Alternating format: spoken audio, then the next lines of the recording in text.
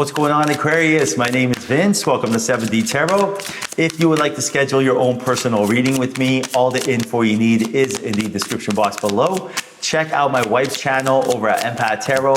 And if this message resonates, like, share, and subscribe. All right, let's dive right into your reading. 10 of Swords, Ace of Pentacles. Wow. 9 of Cups and the Devil. Very interesting indeed. Right now, a warning sign to let go to receive. Because right now, the abundance that you seek, the fact they got the Ace of Pentacles and the 9 of Cups here, wow. So the universe is just waiting to gift you your desire. And I see your desire here has something to do with financial stability, bonus, promotion, inheritance, something big, something that's going to bring generational wealth into your life, something that's going to change your life for the better, in a sense that you won't have to always be looking for a way to pay your bills off. That interest rate on your credit card, don't even worry about it, because there won't be a balance. That mortgage, that line of credit will get paid off. This is all stuff that can happen. This isn't just stuff for the lucky people, the rich people, the select few. This is for you. Trust me on this. I've been on both sides of the fence. This is something that is just waiting for you to manifest, for you to really, for the fruits of your labor to come to fruition by just putting a little bit of time and energy into it, which we'll get into. Now, what is going on here with the 10 of Swords and the Devil? There is a major warning sign right now from Spirit that your ego has to get under control. You have to really tame that thing, because it's causing major energy blockages. We all have one. I have one. You have one. We all have one, right? But we got to be aware when it's running the show, and that's the last thing we're looking for. Spirit's giving you the heads up right now that there's a lot of fear and anxiety, a lot of anxious energy, uncertain, wobbly energy going on in your life, which is common. We all go through this, living in this matrix. This is what it's designed for. Brainwash, fear. But you got to understand that this energy is actually pushing away, almost like a wave, pushing away what you are seeking. And all you have to do is just regain your power back by regaining your awareness. I'll give you an example, right? Usually fear comes from the past or the future. For example, thinking of something that went wrong in the past. Oh, I had so many good things going on. I had this, I had that. I lost that. Here's me living in the past. All of a sudden, why am I living in the past? Because dopamine, endorphins, adrenaline is being released in my body. My brain thinks it's actually happening, right? Your mind can't tell the difference between real or fake. So when you're in the past, it thinks it's actually reliving that moment, and it's dying 1,000 deaths. All those chemicals get released. You get addicted to living in the past, even though it hurts, right? Completely normal. Now, what is going on? Imagine you have 3 houses: past, present, and future. When you're in the past, you're living in that house. When you live in that house, like attracts like, law of attraction, you're telling Spirit, I love that house. Spirit goes, wow, you love that house, you love that neighborhood, stay there. That's how it works, right? Spirit gives you more of what you give. This is the game in this third dimension. Spirit, unfortunately, it's not like, oh, Spirit, I'm in the past, and Spirit comes, let me help you get out the past and bring you in the present. It doesn't work like that. Your angels, your guides, they will not interfere in your life. My sister, my brother, I'm telling you the real deal, how it works, right? I want you to be successful.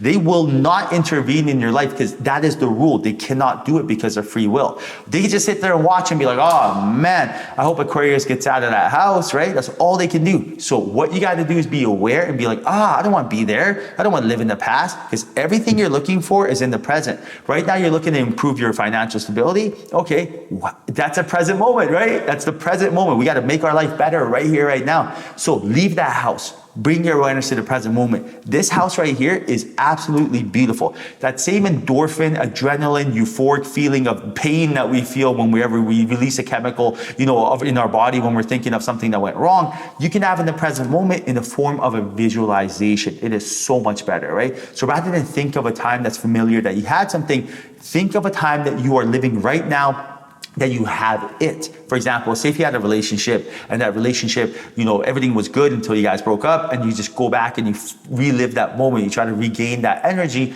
Just imagine you and that person together in this energy right here in the present moment. Visualize you guys holding hands. Visualize yourself going for a walk. Visualize having dinner. Visualize you guys having a great time, starting a business, laughing, joy. Get used to that adrenaline, that beautiful energy of love, happiness, and joy, and then get addicted to that feeling. Stay in the present moment. Then we are living in the house of the present, right? Spirit's like, wow, you're in the present. Angels and guides, do you see that? Aquarius is in the present house. Let's give more Aquarius what it wants. Like attracts like, law of attraction. this is the house you want to be in. Also, the future is no good because you want, hope, wish, need, right? So leave that alone too. So right now, stay in the house of the present and watch everything come to you. Now we got the 10 of Cups, Knight of Cups, look at that, the Moon and the 8 of Swords. I see here romance, I see here someone that really understands what it feels like to be in a relationship, how it's a two-way street, a partnership, and I see this energy completing you in many ways. I see this energy not only bringing you and this person together, but you and your family together. Now your family is anyone that you love and care for, friends, family, anybody, right? And I see that when you are happy, you're not resisting anything, and when you're not resisting anything, you're not resisting everything. So I feel like when you are with your soulmate, when you have that smile on your face, when you're in a good vibrational place, that you are going to be more receptive to the invitation of being around other people that may not necessarily be in the best vibration themselves, right? And I'll give you an example. I know when I feel better about myself, when I am, connected and in alignment, it is easier for me to be more in uncomfortable positions.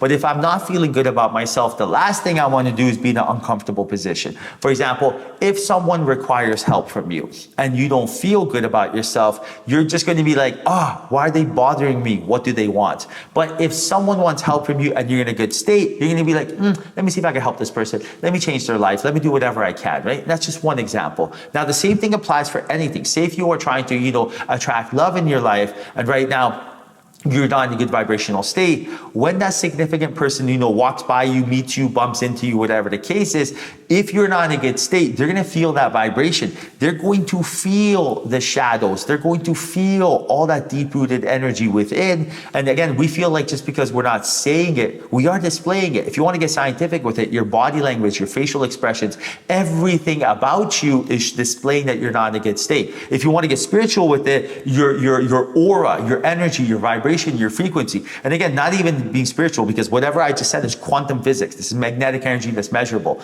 So it's the real deal. No matter what, they're going to feel it, right? The same way animals pick up on energy, they don't speak languages. But if you're scared of a dog and you go near a dog and you're like, please don't bite me, that dog's going to be like, what the heck? I was going to lick you, but now you seem scared. Something's probably wrong. You seem like a threat and I should bite you. That's how it works, right? So we don't want that energy. We don't want that vibration out there. This energy is the last thing you're looking for. And right now with that 8 of Swords, you're getting a big heads up that we gotta control our ego. We have to be able to put fear to the side. We have to run the show. We have to be the one who controls how we feel, what we do. And I know for me, in order to feel good, in order to be in alignment, it always starts from the gut, no matter what, right? First, it starts from the amount of sleep I get. If I get, not enough sleep or too much sleep, I already woke up groggy. I already like, oh great, now I already took some steps backwards, right? Then it starts with what I eat.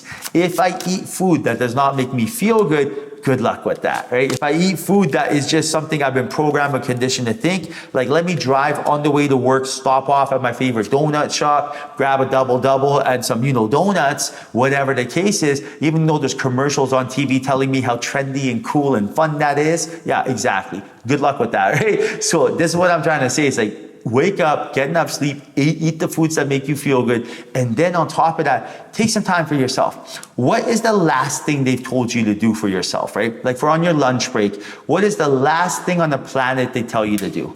If you do this, you'd be considered silly. Taking some time and reconnecting with your spirit. If you do this, it's like you are in bizarro land. They laugh at you, right? Oh, heaven forbid you go on your lunch break and you just sit there and close your eyes for 5 minutes. 5 minutes you reward yourself. You are at work for 8 hours a day, 60 minutes. That's 560 minutes a day you are at work like it's nothing. Every single day doing something that just to get a paycheck, right? Completely normal. But taking 5 minutes and just closing your eyes and connecting with spirit and not thinking is considered bonkers, ludicrous. You got to go against the grain. You got to go against your ego. Your ego is going to tell you, your friends are going to laugh at you. Everyone's going to think you're silly, right? Everyone's going to think you're bonkers. 3 of Pentacles, you're doing this at work. But understand what you're actually doing is taking charge of your life. You are the one in control. You are doing the exact opposite. Think of it this way. Every single person on this planet, all your friends, your family members, your neighbors, your strangers, take a look at them. Now, Are they happy? And then this is a legitimate question. What are they doing? Are they truly happy? Do they even know they have a soul, right? Do they even know what a vibration is? I didn't ask if they have money. I didn't ask if they have a wife or a husband. Are they happy? That's the question.